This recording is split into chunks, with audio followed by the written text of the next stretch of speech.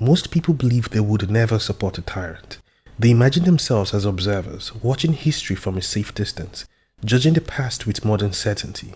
But tyranny does not announce itself as cruelty. It presents itself as relief. Relief from uncertainty, relief from conflict, relief from the exhausting responsibility of thinking, choosing, and doubting. When people embrace tyrants, it is rarely because they love oppression.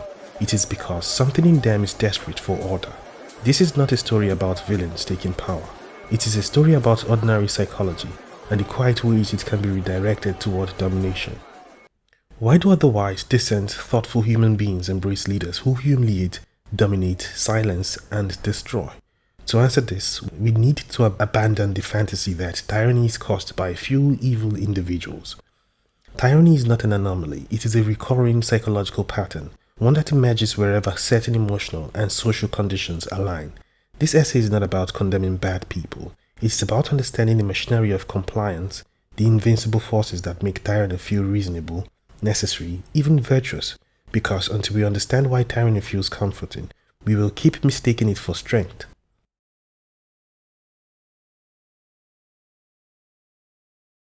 Let's begin somewhere deeply uncomfortable, our evolutionary wiring.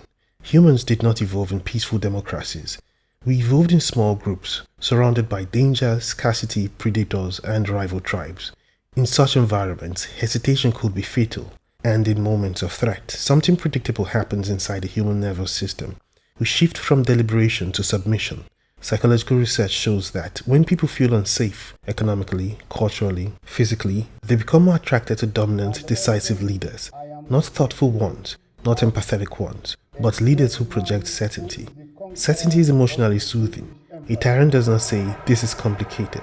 A tyrant says, "I know who is to blame, I know what must be done, follow me." That confidence alone can feel like relief. From an evolutionary perspective, dominance once signaled protection. A powerful leader could repel enemies, coordinate defense, and impose order. The problem is that our brains still respond to these signals even when the threat is exaggerated, manufactured, or entirely fictional.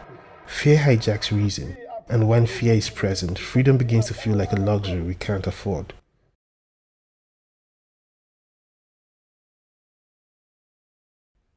Not everyone responds to authority in the same way. Some people experience authority as inherently suspect, others experience it as inherently righteous.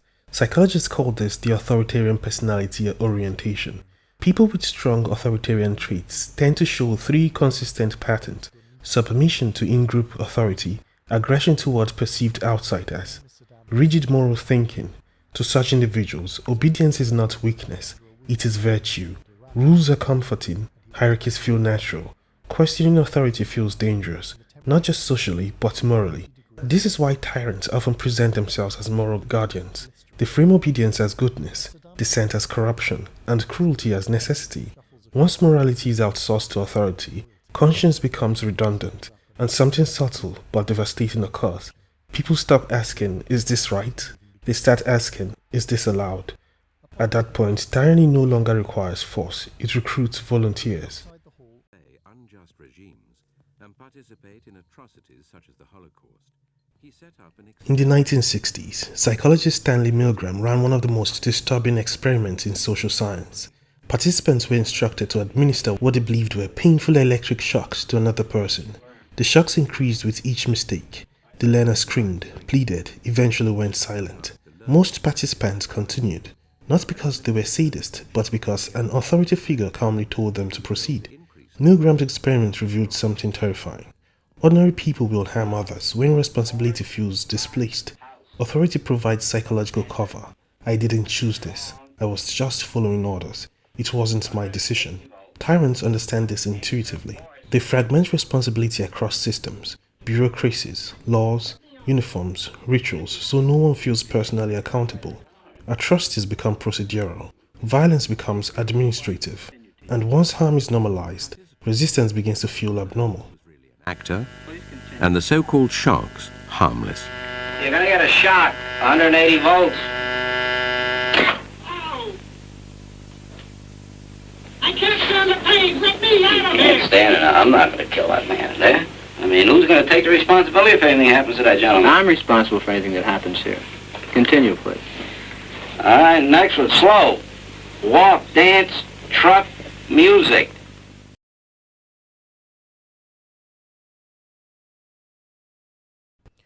Tyranny is not powered by logic, it is powered by emotion, specifically fear and anger.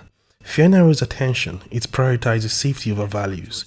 When people are afraid, they do not ask for nuance, they ask for reassurance. Anger, meanwhile, provides direction, it needs a target. Tyrants are remarkably skilled at emotional choreography.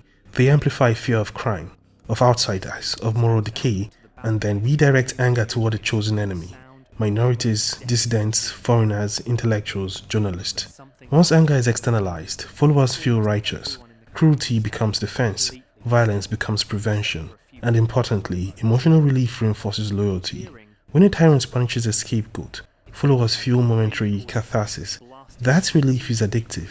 It teaches people to associate domination with emotional regulation. At that point, tyranny isn't just political, it's psychological self-medication.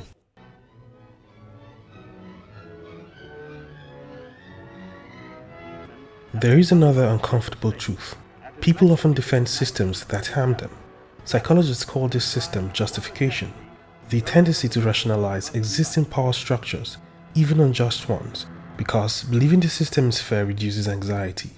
Admitting you live under tyranny is destabilizing. It means acknowledging vulnerability, powerlessness, betrayal. So instead, people adapt their beliefs. He's harsh but necessary. It's not perfect, but it's better than chaos. At least he's honest. These rationalizations are not stupidity, they are coping strategies. If the system is unjust, then suffering feels meaningless. But if the system is necessary, suffering can be reframed as sacrifice, and sacrifice feels noble.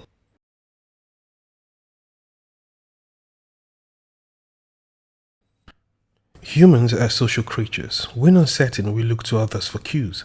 If everyone is cheering, dissent feels risky.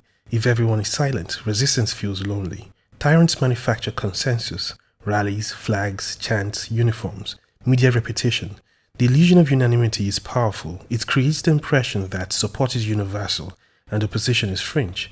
At that point, people don't ask, is this leader good? They ask, why am I the only one who seems uncomfortable? And so discomfort is suppressed, doubt becomes shame. This is how entire societies drift into authoritarianism without a single dramatic turning point. Not with a bang, but with applause.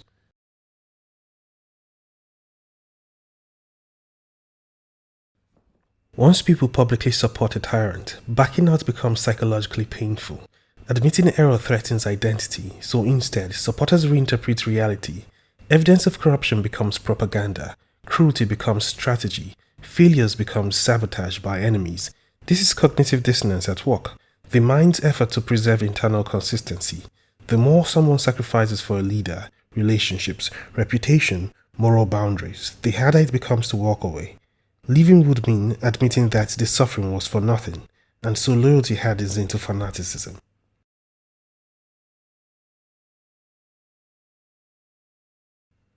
Economic instability doesn't just cause hardship, it erodes agency. When people feel they lack control over their lives, they become willing to surrender control to someone who appears powerful. Dominant leaders project certainty in uncertain times. I will fix this. I alone can restore order. I know who is to blame. Even when these claims are false, the illusion of control is emotionally stabilizing. Democracy, by contrast, is slow, messy, and ambiguous. Tyranny is decisive, even when it's disastrously wrong. And for a frightened population, decisiveness can feel like competence.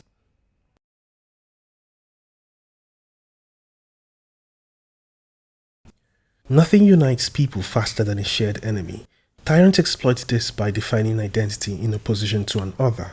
Once an outgroup is dehumanized, violence becomes psychologically easier. Moral concern narrows, empathy becomes conditional. The group feels purified, purpose returns, and critically, loyalty to the tyrant becomes loyalty to the group itself. Opposition is reframed as betrayal. At that point, dissent isn't just political, it's existential.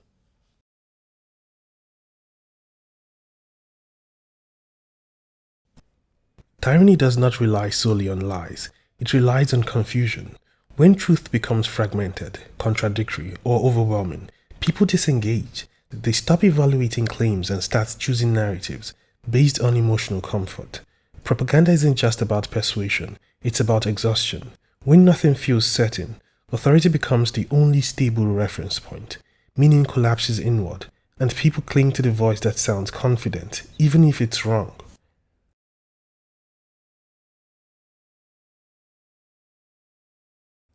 Freedom is not just empowering, it's terrifying. Freedom requires responsibility, uncertainty, moral judgment. Tyranny offers something simpler, relief from choice. Under tyranny, decisions are made for you, values are prescribed, blame has a direction. This is why some people miss authoritarian regimes after they fall, not because they were happier, but because they were less burdened by agency. Freedom demands maturity, tyranny infantilizes, and for those overwhelmed by complexity, infantilization can feel like comfort.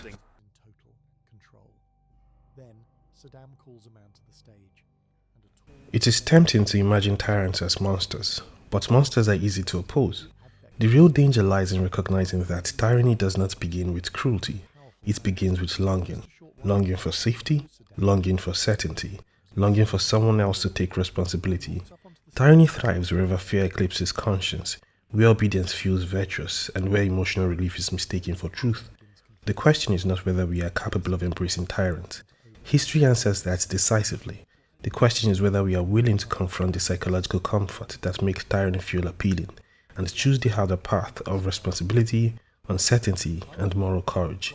Because the most dangerous tyrant is not the one on the podium, it is the one we invite inside ourselves.